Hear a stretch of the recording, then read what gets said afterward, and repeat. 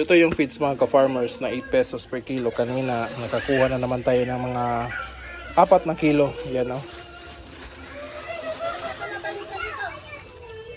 Yan yung 4 na kilo. Ito yung natira sa nakuha natin kahapon na 3 kilo. So ito natira yun. So ang gagawin ko dito mga ka-farmers ay lalagyan ko ito ng tubig para matanggal yung mga buhangin. So yan. Para matanggal yung buhangin dito at hindi naman masali sa pagpapakain sa mga manok natin. Tapos pagkatapos ito mga farmers, ito babasain ko ng tubig, lalagay ko dito ng salaan, tapos yun na, malinis na yung pinapakain natin sa kanila.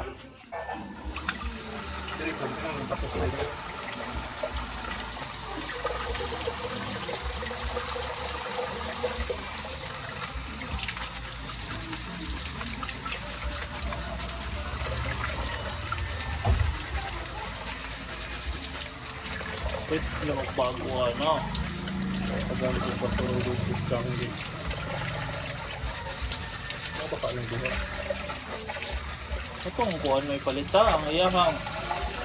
Ang iyahang. So yan mga ka-farmers oh. Yan. Nilinis na natin, natanggal na yung buhangin. Tapos yun natin imimix sa sapal. Alright. So yan mga ka-farmers, ganyan kadami yung buhangin na mix dito sa feeds. So ito na yung nakuha ko, malinis na yan. Ito na lang. So lalagyan pa rin natin yan tubig.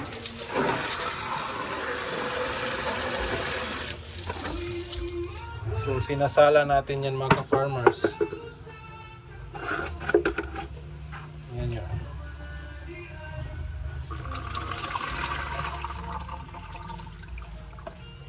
So yan o, yung buhangin o. Kung hindi natin yan sinala, yan yung makakain ng manok natin.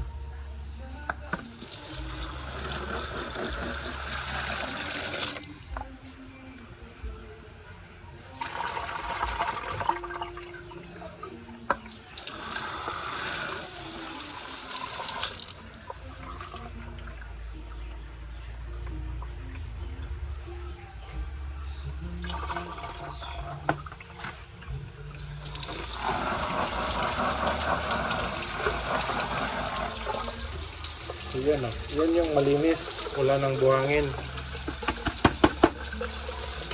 So ito, yan.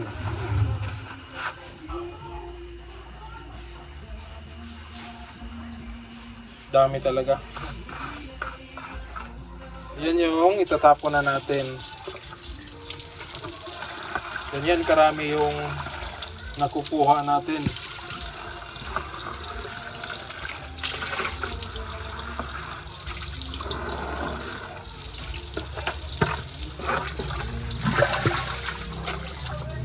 So yun mga ka-farmers, natapos na tayong mag-separate ng mga buhangin dito sa feeds natin. Ito na yung malinis na pagkain at ito yung ipapatukan natin sa ating mga manok. Hahaluan natin ng sapal ng niyog, yung cattle concentrate, yun yung mix natin, at yung mga dahon ng Madre de Agua at saka malunggay para mas marami ibibigay. So ito, kung ganito na, basa na yung patuka, siguro nasa mga abot ito ng 2.5 or 3 kilos. So madami na talaga mga ka-farmers yung ganitong patuka. So ito ay isang paraan para tayo makatipid sa malaking tipid sa pagpapatuka ng ating mga alagang manok. Alright?